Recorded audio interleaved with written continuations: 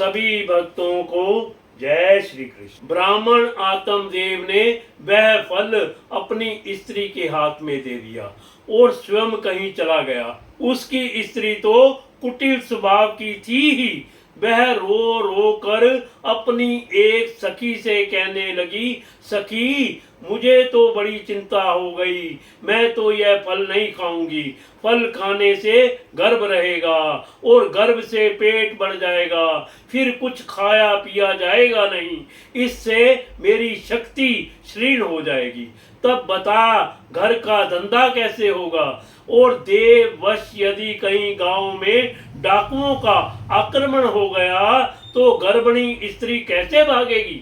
यदि सुखदेव जी की तरह यह गर्भ भी पेट में ही रह गया तो इसे बाहर कैसे निकाला जाएगा। प्रस्तुतो दारुणम दुखम सुकुमारी कथम सहे, मंदायामपि सर्व सदा ननांददा सहरे तदा। और कहीं प्रसव काल के समय वह टेढ़ा हो गया तो फिर प्राणों से ही हाथ धोना पड़ेगा। यो भी प्रसव के समय बड़ी भयंकर पीड़ा होती है और मैं रही सुकुमारी, भला यह सब कैसे सह सकूंगी।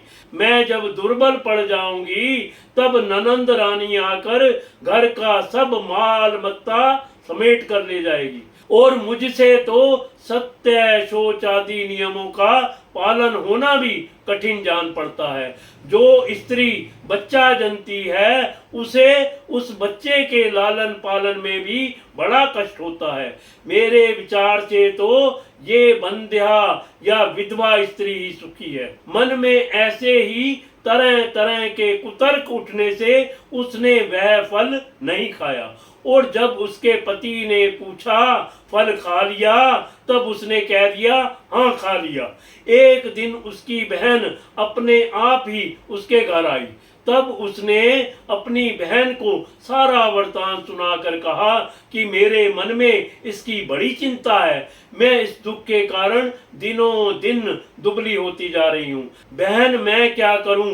बहन ने कहा मेरे पेट में बच्चा है, प्रसव होने पर वह बालक मैं तुम्हें दे दूंगी, तब तक तू गर्भवती के समान घर में गुप्त रूप से सुख से रह।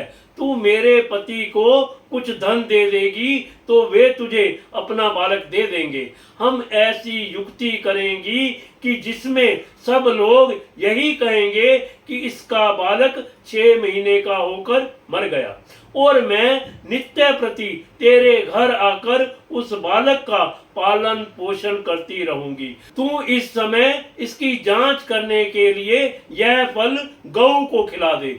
ब्राह्मणी ने स्त्री स्वभाववश जो उसकी बहन ने कहा था वैसे ही सब किया। इसके पश्चात समय अनुसार जब उस स्त्री को पुत्र हुआ तब उसके पिता ने चुपचाप लाकर उसे धुंधली को दे दिया और उसने आत्मदेव को सूचना दे दी कि मेरे सुख पूर्वक बालक हो गया है। इस प्रकार आत्मदेव के पुत्र हुआ सुनकर सब लोगों को बड़ा आनंद हुआ।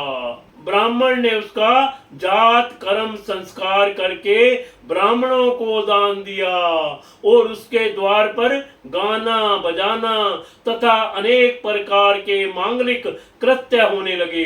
धुंधली ने अपने पति से कहा मेरे स्तनों में दूध ही नहीं है, फिर गौ आदि किसी अन्य जीव के दूध से मैं इस बालक का किस प्रकार पालन करूंगी। मेरी बहन का अभी बालक हुआ था वह मर गया है, उसे बुलाकर अपने यहाँ रख ले तो वह आपके बच्चे का पालन पोषण कर लेगी।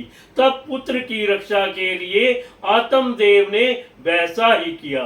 तब माता धुंधली ने उस बालक का नाम धुंधकारी रखा। इसके बाद 3 महीने बीतने पर उस गौ के भी एक मनुष्यकार बच्चा हुआ। वह सर्वांग सुंदर, दिव्य निर्मल तथा स्वर्ण की सी कांति वाला था। उसे देखकर ब्राह्मण देवता को बड़ा आनंद हुआ और उसने स्वयं ही उसके सब संस्कार किए। इस समाचार से और सब लोगों को भी बड़ा आश्चर्य हुआ और वे बालक को देखने के लिए आए।